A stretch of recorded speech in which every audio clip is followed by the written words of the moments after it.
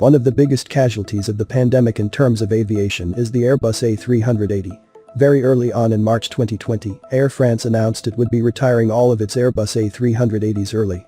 The airline previously had 9 in its fleet, but what happened to each aircraft?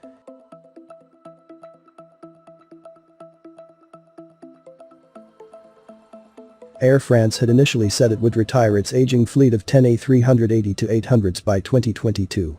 The first aircraft had actually left the fleet in December 2019, before the pandemic really started. Registered F-HPJB, the aircraft was leased, joining Air France in February 2010. The lessor flew the aircraft to Malta for stripping, and then it was eventually broken up earlier this year in Northern Ireland.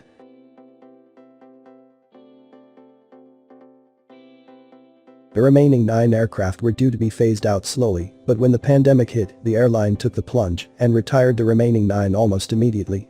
8 of the aircraft were placed into storage where, according to planespotters.net, they remain to this day.